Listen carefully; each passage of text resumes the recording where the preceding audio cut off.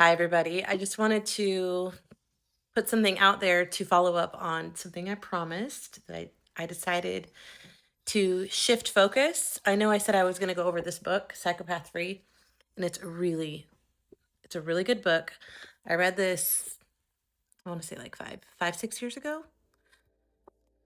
And I really do believe that there is immense value in being able to spot these behavior patterns in people of all walks of life, whether it be romantic partners or family members or an acquaintance or a coworker, just people in general. We all have stuff under the surface. And if you're not wise to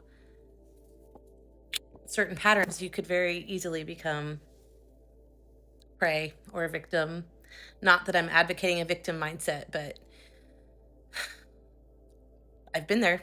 I've been victim to some pretty nefarious characters, and I really want to share my life experience in those regards, but I also don't want to feed it. I don't want to put my focus on that. And I know that I lived through it for a reason. Like there's a purpose in that pain, and somehow it's going to be able to be used to help others to feel less alone and more hopeful. But for right now, I really feel like this isn't the move. Like I don't want to focus my energy on psychopaths. There's a million other topics that I'm passionate about, and I'm racking my brain. All the topics, just all the windows just opened up in my brain, like my ADHD right now. But there's so many other things that I could focus on to share that you could benefit from.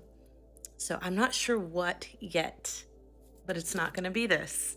Although this is a really good book, and I do encourage anyone who feels like they are maybe going crazy or they find themselves entangled with a person in their life that has you, or maybe you feel stuck on this shame loop or the trauma.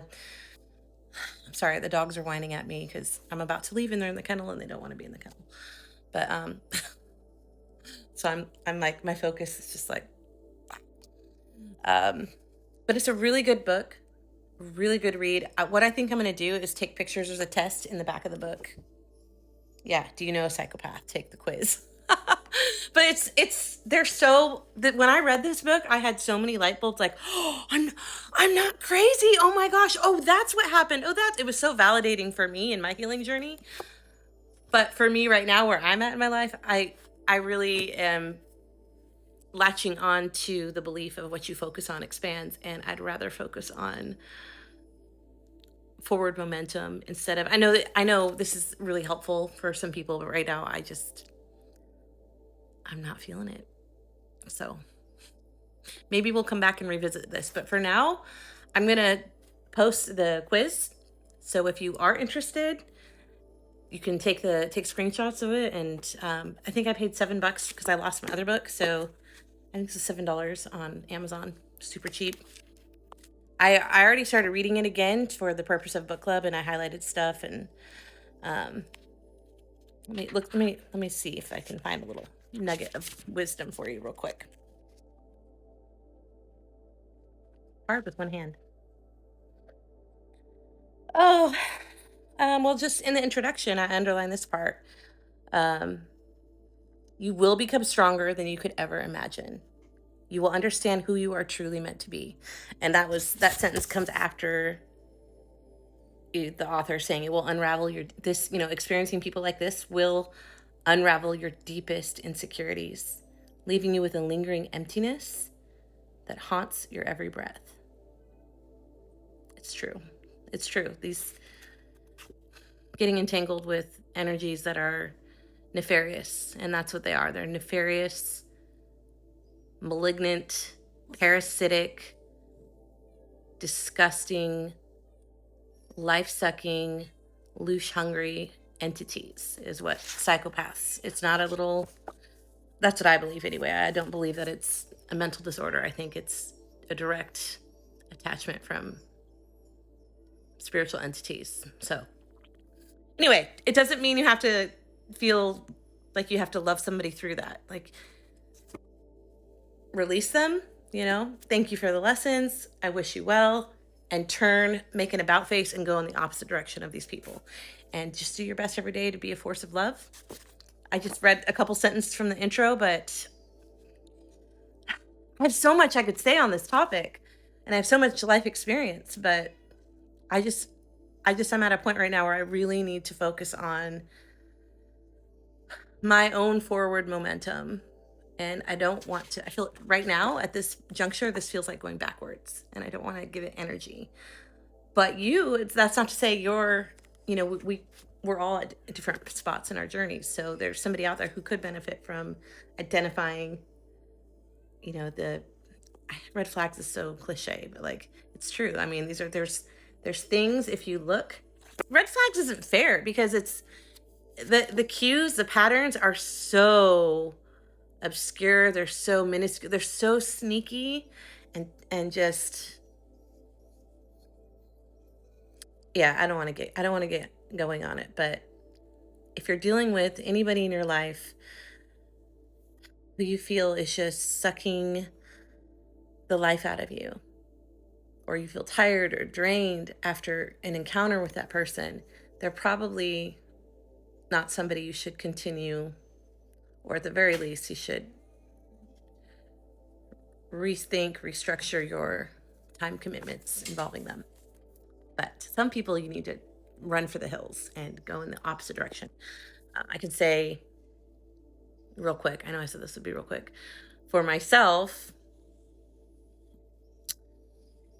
I mean, and it can be these people, it's not gender specific, but the men that I've encountered who latched on to me for the purpose of source, like a supply feed for them. They fueled off of my energy, my light, my love, my kindness, my compassion. They get their hooks in you, and then just your constant, steady stream of supply for them.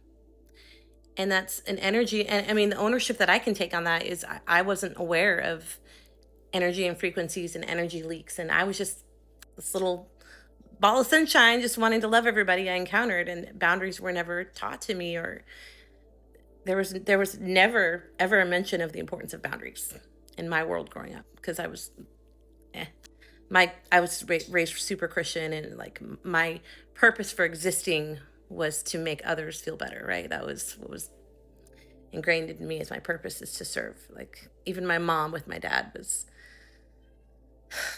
like submissive wife, hot towels for every shower, and take his boots off when he come home from work, like just over the top crazy, like cult like behavior. It's crazy. So my programming that I've been deconstructing over the years, it involves boundaries. So I do think that there's a lot of value in being able to identify these behaviors. I personally am not going to go through this book right now just because I'm not feeling it. I want my energy to expand on just things that bring connection and creativity and joy and abundance. And maybe you're healing from this. And the best thing that I can tell you for when you're healing from a relationship that's broken you completely down, or you've completely lost your sense of self or your sense of worth, the best thing that I can tell you to do is to look below you, not below you or beneath you. Look around you. Look around you for others who may have it off worse than you. I remember, I'm not trying to like say, oh, I'm so great, but one of the biggest doozies of my life, like one of the biggest, hardest, narcissistic, sociopathic lessons, is a guy I dated like all through my 30s. And I dodged a bullet. We were supposed to, anyway, a month before we got married, I found out he was like Tiger Woods, right? Like countless fake accounts, and girls who thought they were exclusively dating him while we were like living together. And he moved into my house, by the way. I came home from work, from bartending, and all his stuff was everywhere. Didn't even ask me. Like I don't believe in cohabitating. There's a lot of statistics out there that aren't supportive of, anyway, that's an opinion of mine, but he just moved in and he's like, oh, I love you, we're gonna get married. Total like Anyway, but it was years of being together on and off. Okay, so I changed my shirt, but it's cultivate kindness. It's a motto for my kids. Oh shoot, I forgot. Okay, so oh, do you want to see one of my favorite quotes?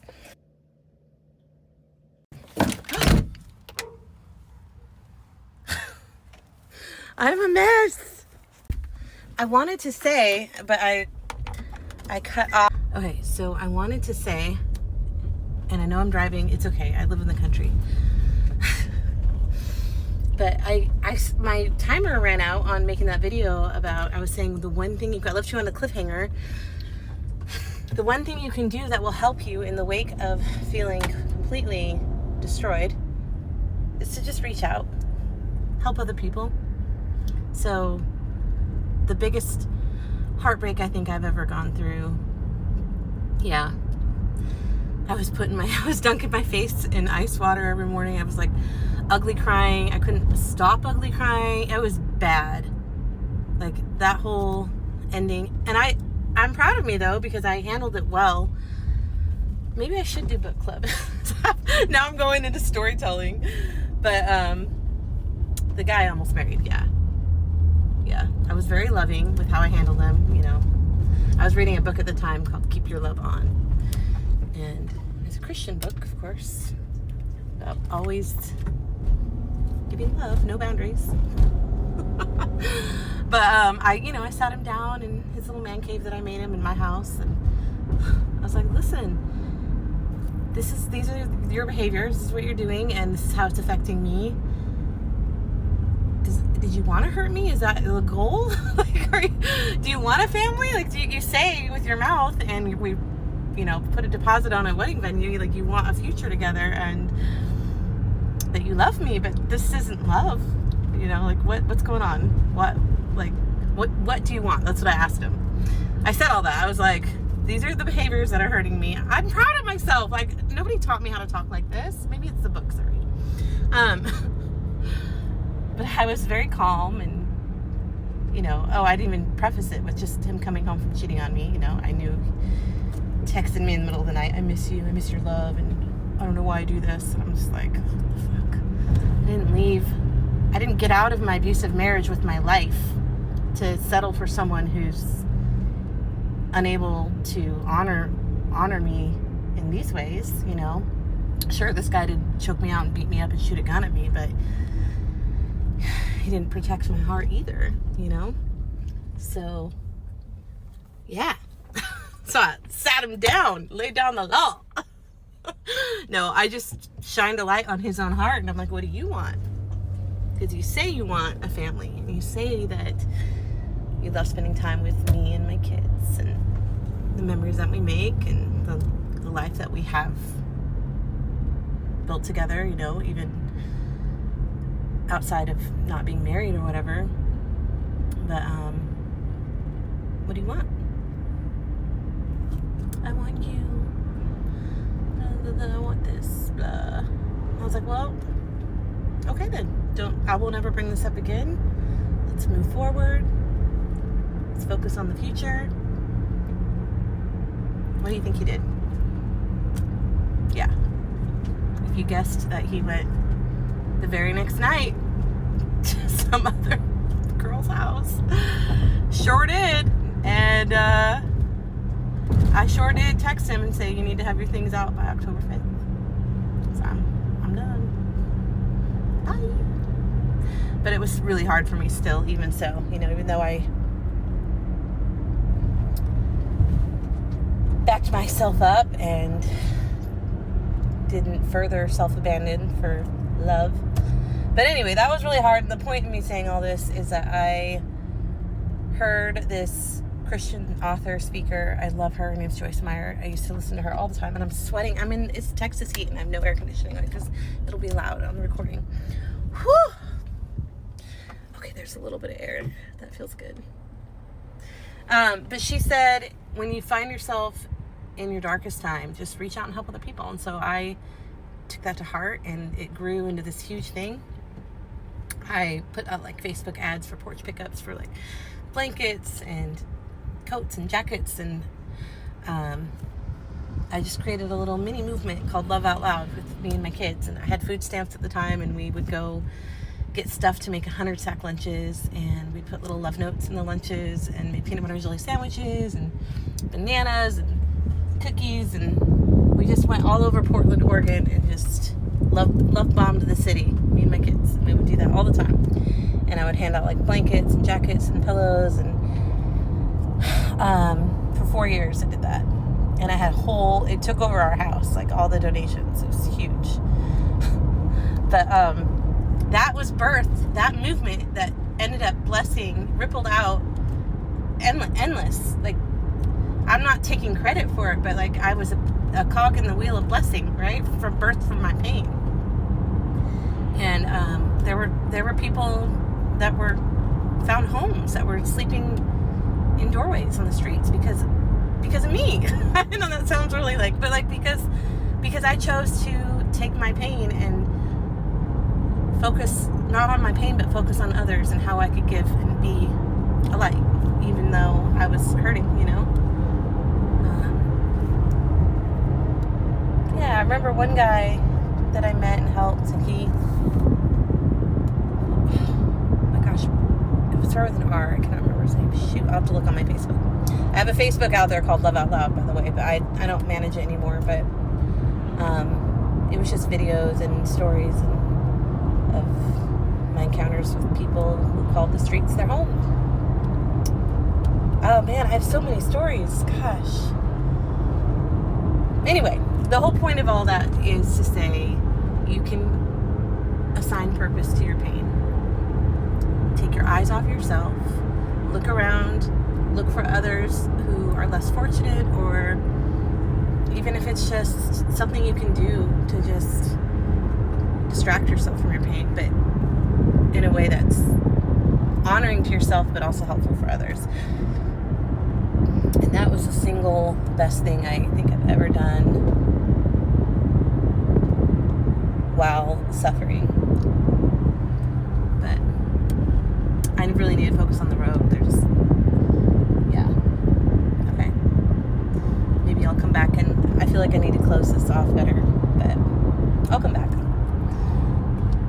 If there's any policemen watching, don't get mad at me for not having a seatbelt on and for recording while driving. Okay, love you, bye.